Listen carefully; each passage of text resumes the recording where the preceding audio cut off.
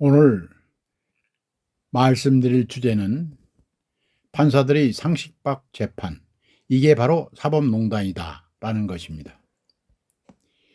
김명수 대법원장 시절에 생긴 일선 판사들의 룰이지만 3번 룰이라는 게 있습니다. 워라밸을 중시하는 배석 판사들이 야근을 밥 먹듯 했던 과거 근무 관행을 받아들일 수 없다며 만든 악습입니다. 이들을 이끄는 부장 판사들은 이를 어쩔 수 없는 것 아니냐며 묵인했습니다. 판사들이 사실상 일을 적게 하고 좀 많이 쉬자라고 담합한 것입니다. 판사들이 3번 룰에 맞추다 보니까 쉬운 사건만 먼저 선고하게 되고, 그러다 보니 장기 미제 사건이 늘어나는 건 당연합니다. 2년 내 1심 판결이 나오지 않은 장기 민사 사건은 김명수 대법원장 취임 후 5년간 3배로 늘어났다고 합니다. 판사는 편했을 모르지만 피해를 입는 건 사건 당사자인 국민에게 돌아갔습니다.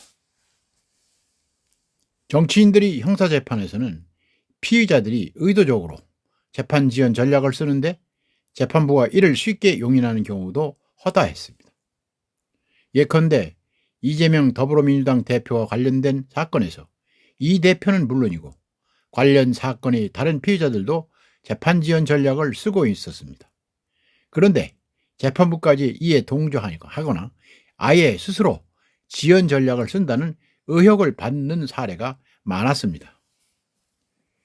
울산시장 선거 개입 의혹부터 보면 1심 판결이 나온 것은 재판에 넘겨진 지 무려 3년 10개월 만이나 됐습니다.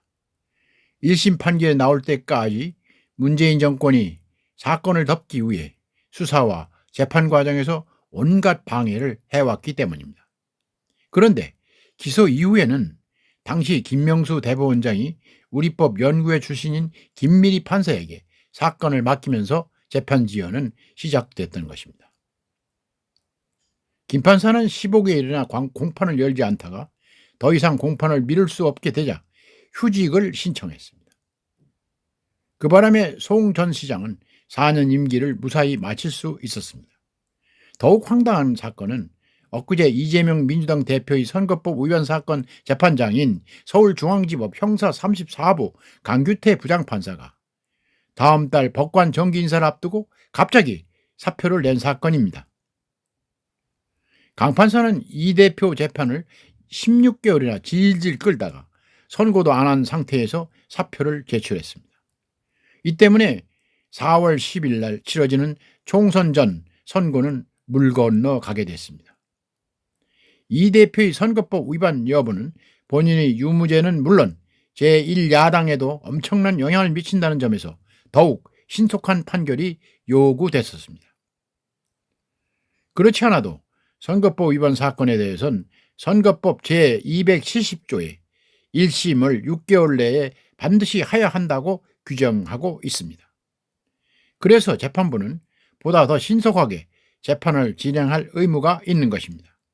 그런데 강 판사는 재판을 16개월씩 끌다가 사표를 냈기 때문에 이미 그는 10개월 동안 위법을 저지른 것입니다. 이를 보면 강 판사야말로 일말의 책임감이나 양심은 전혀 없는 사람으로 비춰집니다. 중요 사건 재판장이 이 정도로 무책임한 생태를 보인다는 것은 유례가 드문 일입니다. 뿐만 아니라 이재명 대표의 선거법 위반 사건이 복잡하다면 불가피하게 재판기간이 길어질 수는 있습니다. 그러나 이 사건은 법리와 증거 측면에서 보면 비교적 간단합니다.